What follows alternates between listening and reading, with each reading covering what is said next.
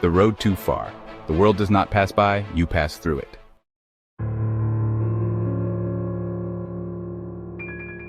Austin's full name had been nearly spelled out on TowQuest, but it had taken a while for the feds to figure out that there was an I on the end of Torn. It had been cut off since AOL had allowed only 10 character member names. Austin had been on the run for a month, using various hotel internet networks to post dispatches, and so he had been eluding the feds that wanted the theory of everything for the government's misuse.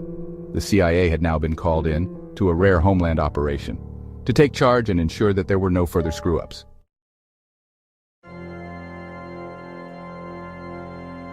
Austin was presently attending the wedding of an Irish girl to an Egyptian boy out west of his hometown, near Chicago, at Bolingbrook Golf Club, and was thereby rather taking a large risk, although he was disguised and dressed as King Tut. The dark shadows of the government had just missed him in Myrtle Beach, New Jersey and Long Island, but were now entering the wedding reception hall and looking around the enormous banquet room. They thought they'd ID'd him, but it was only his brother Mike. Then they locked down the hall.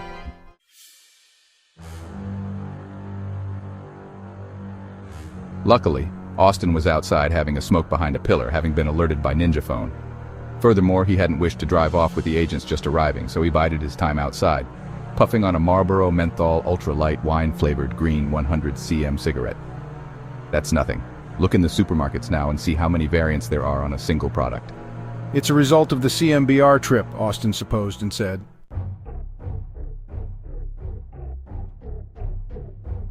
Now is the time for all good men. With most of the agents now locked in with the wedding party, Austin leaped over the railing and into his fully restored Corvette convertible and drove off. In his car was the contents of a package delivered by Ninja Express the day before, a square something that looked like second base, or first or third or paradise by the dashboard light, that Austin had been instructed to strap on right away and utilize when he saw the Great Pumpkin. Austin surveyed the new outlying suburbs and thought, the last time I saw this area, it was all prairie grass. An agent still outside alerted the CIA commander inside, and the agents rushed towards the doors, although slightly disoriented by the repetitive and trancing beat of the Egyptian dervish music, and tried to get through the many wild cane dancers. After struggling through the drunken revelry, some of the CIA stopped to watch the belly dancers, but were exhorted onward by their CIA commander and his FBI subcommander. There was some clumsy fiddling with the door chains, and then they were all off after Austin in 6 cars that were marked Culinary Institute of America, for Austin loved food. A metal strip of spikes mysteriously appeared across the road, and they all ground to a halt afterwards, for all their tires were flat on the bottom.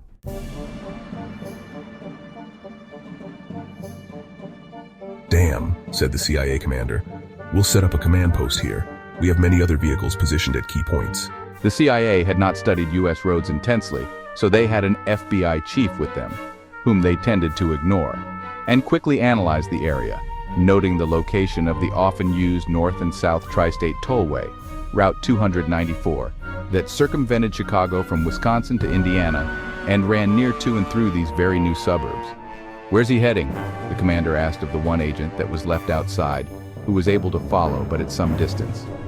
"East on Route 88 towards the 294 junction, but he has quite a lead on me." "Good.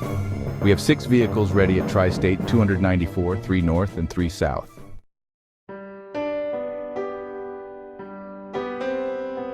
My hometown is approaching fast, noted Austin. Austin slammed on his brakes and veered up a ramp into Forest Park and toward Oak Park, his boyhood hometown, as the CIA missed the exit altogether, and even the next one because it was on the other side of the expressway. There are no exits in Oak Park, noted Austin, for the town wouldn't allow any. After some fuss, the CIA figured all this out as well and kept going, planning to fan out, backtrack, and roadblock, having also given a description to the Oak Park police as well, although somewhat begrudgingly. Austin observed the old sights. There's the pro softball fields where Brother Jim used to hit the ball over the fence, and the old swimming pool, acres wide, wherein we used to dive for coins. And across the street is what was once a drugstore serving Green River sodas, and there's the old pen factory now boarded up, and the atomic fireball factory that had burned down, after which every school kid had raided it and obtained enough candy for life. Hey, and my old Catholic school and church, St. Bernardine, right across the street. I remember marbles, yo-yo contests, roller skating in the basement, softball, and hula hoops. And our 6th grade lay teacher, who was substituted for our nun who'd run off with the priest. but she was later sacked as well for giving us free popsicles and donuts for going to communion. Entering Oak Park, Austin noted the old brickyard where he'd played hooky from school and had hid among the bricks until a truck started taking some away. His whole youth was passing before him, not a very good sign.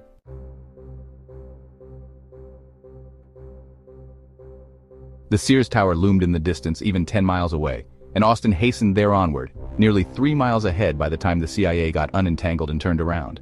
I can lose these guys if I can keep them at bay for the next 7 miles.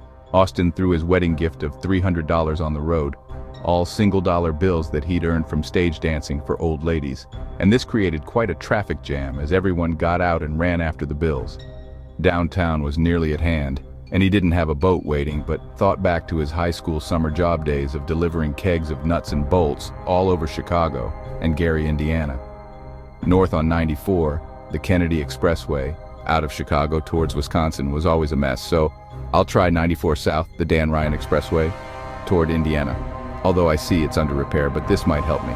You astronomical fools, said the CIA commander. Stop picking up money and clear that road. He's way ahead now. And you, sub-commander of FBI, Agent 12, forget the lakefront and the north, and send our 2 cars down there after him on the Dan Ryan, 94 South toward Indiana. I just got an update on him. He's heading into a traffic jam. Told you, Nana.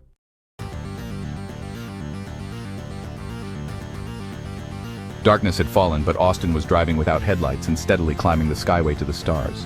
We've lost him, said the commander to the FBI man. Dumbo, look for the car with no lights on, just testing you. Call our reserves out of Indiana who are standing by nearby and send them up the Skyway from the other direction. Bet you didn't know about them, you quadruple moron. I have more on than you will ever have, you more-off unintelligence officer. Miles passed and smiles frowned as I spotted the relentless stalkers now tracking close behind again, ever hunting the prey as shadows following the hound and horses tracking the day. The chase was on, and there was no turning back for Austin. Every turn he took, every shadow he passed, the threat loomed larger and closer. As Austin sped along, the peak of the Skyway was approaching, and a bright orange full moon was just rising. The Great Pumpkin. Austin ran through the toll booths and stopped just beyond, mesmerized by the clue of the moon, for a small, tiny fraction of a split microsecond. The night was still, the air crisp, and the stakes higher than ever. The tension was palpable as the night grew darker. Sure enough, 3 CIA cars were approaching from either direction. Austin knew this moment was critical, and his next moves would determine everything. Sad to say that there is a time when we know we've lost, although we've lived well enough, without much regret. The time when the angel of death comes to prematurely claim our soul, when we must say, past now is the flower of spring's soft breath, but not yet the full summer of promise, and never will come the autumn of care, for here is the pale white winter of death, and that, born from stardust and nourished by sunlight, I've filled my cup with wonders of delight. Life was a treasure, a radiant gem, a vision that I'll never see again. But this was not one of those times. So Austin turned his car sideways and drove toward the railing, saying goodbye to his dear Corvette, standing up in his seat as he crashed into and over the barrier, then pulled the ripcord and floated downward, steering his parachute under the bridge to avoid being observed and shot at, bringing the rising moon back down with him, putting it in his pocket, and landed roughly on the top of a black Ninja limo that soon carried him off into the night, the tow now very much safer. I know that this episode was a trifle too easy, but I did know the area. Also, experience aids writing. Due to storm damage, my departure from Chicago did indeed parallel the route in this story, except for the Corvette and the parachute jump to a conclusion of some contusions.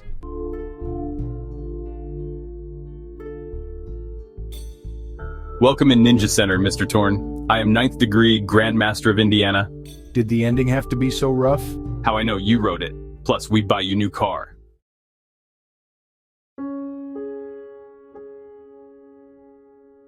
We train you 6th sense, then all rest of sense? 6th? Yes, it makes sense of other 5.5 half. Half his sense of know where body parts are, they forget count it.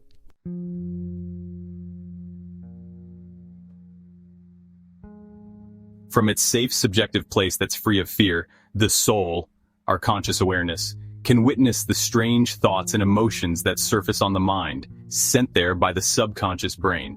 Conscious awareness, which can but witness, is a safe haven from which to observe the drama of our lives playing in our minds, granting us a sobering distance from it.